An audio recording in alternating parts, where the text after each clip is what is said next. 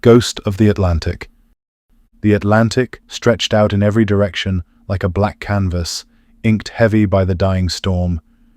Sheets of rain had passed, but the skies remained a low ceiling of bruised grey, threatening to collapse. On the bridge of HMS Diamond, the radar operator stiffened. Unknown contact bearing 238. Stationary. No ID. No AIS signal. The captain, a grizzled man who had seen war and worse, peered into the roiling mist. Through binoculars, an outline materialized, like something forced up from the seabed. A cargo ship, World War II-era, by the rusted lines of its hull, bobbing unnaturally in the swell, as if it refused to sink. The ship was nameless, stripped, no crew on deck, no movement at all. The Royal Marines deployed in grim silence. Sergeant Alex Rourke felt a lead weight settling in his gut as the inflatable boat cut across the water. 6 men, his team, each hand-picked, each trained to survive hell. The Mariner's Glory, that was the name they would later find, waited for them like an open grave. Even as they boarded, the ship felt wrong. The air was too still. The usual shipboard sounds, the sigh of waves against hull, the groan of straining metal, were simply missing. It was like stepping into a painting of a ship, not the real thing. Private Wells muttered, "I don't like this, Sarge." Rourke didn't either. But they went in, because that's what they were trained to do. The main deck was a wasteland of decay. Ropes lay like dead snakes across the floor. Crates slumped open, their contents lost to time. The ship reeked of rust, seawater, and underneath, a sweeter, fouler stench. Death. "Bridge first," Rourke said, motioning silently. They moved in tactical formation, boots barely tapping the corroded steel. Inside, the corridors were a claustrophobic nightmare, narrow, leaking, every light shattered, every surface flaking into red dust. They passed cabins where personal effects still remained. A child's toy, a shaving kit, a long-dried bloodstain smeared down a door. Time had not aged this ship properly. It had distorted it. Private Greaves checked his Geiger counter. No radiation. Private Taylor tried to raise HMS Diamond on the radio, only static, punctuated by what sounded like whispers. "This place is a tomb," Marcus muttered. Then they heard it. Footsteps, heavy, deliberate. Above them, weapons up, they surged into the stairwell, climbing toward the sound. But the deck above was empty. Not just empty, wrong. The walls seemed subtly shifted, like the ship itself was rearranging behind their backs. Sergeant Rourke caught his reflection in a cracked mirror on a bulkhead, and for a heartbeat, he could have sworn the reflection smiled, while he did not. 10 minutes into the search, things began to fall apart.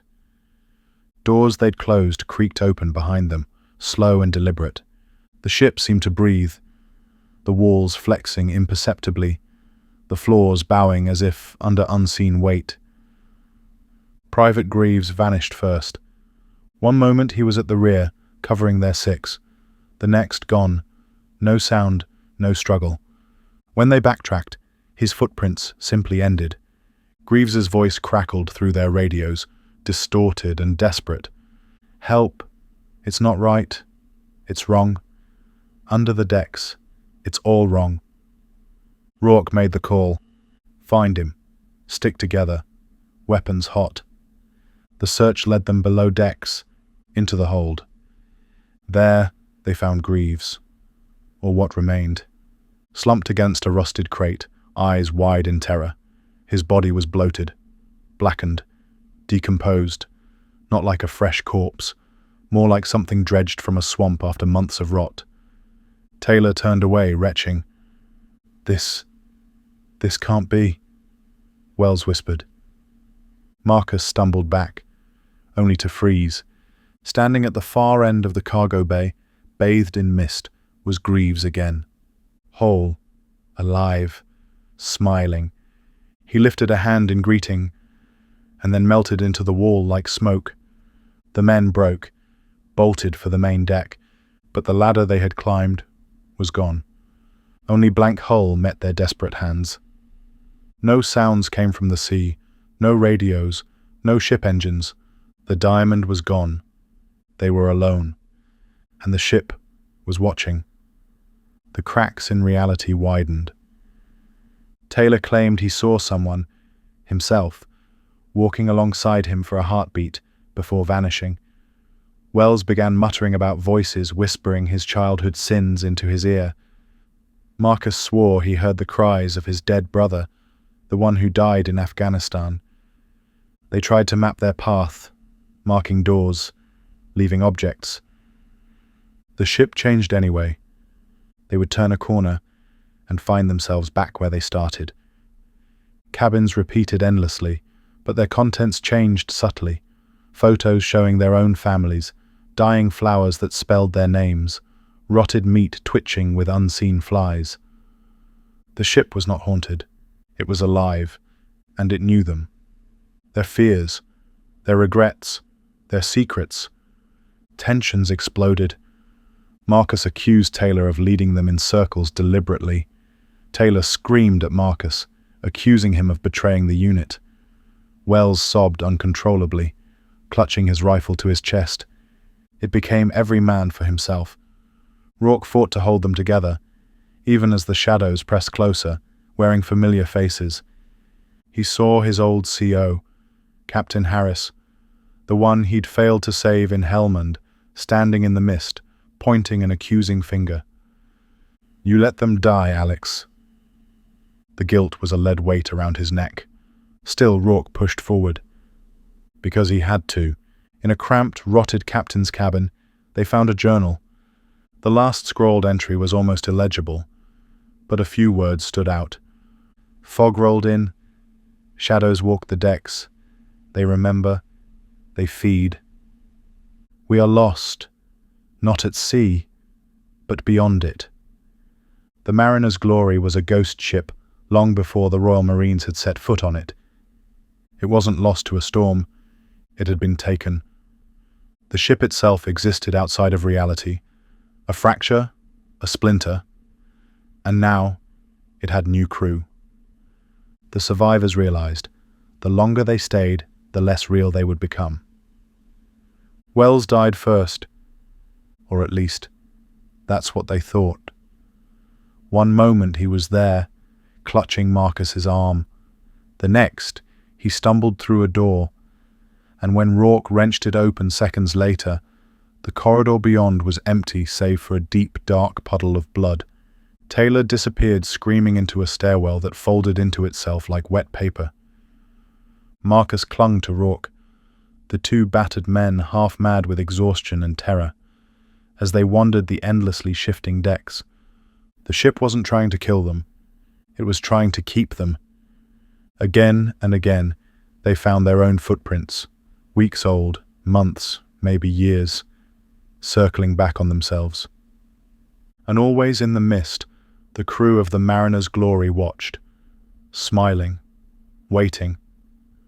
Marcus began to laugh, a cracked, broken sound.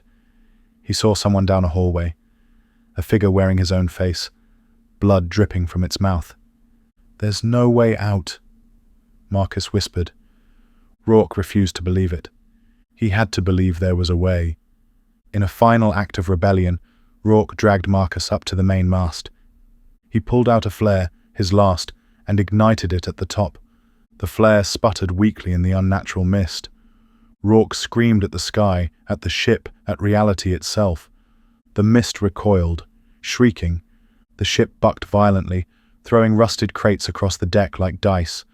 Doors opened where there had been none. Rourke grabbed Marcus, dragging him bodily toward the flashing light, toward the door. Something grabbed Marcus, an unseen hand, and pulled. Rourke felt him slip from his grasp. He didn't look back. He ran. The world twisted one last time, and Rourke was falling, slamming into cold water. Gasping, choking, he He surfaced. The mariner's glory floated silently behind him, retreating into the mist. No HMS Diamond. No comrades. Only silence. Treading water, exhausted, Rourke stared at the mist-wrapped ship until it finally disappeared.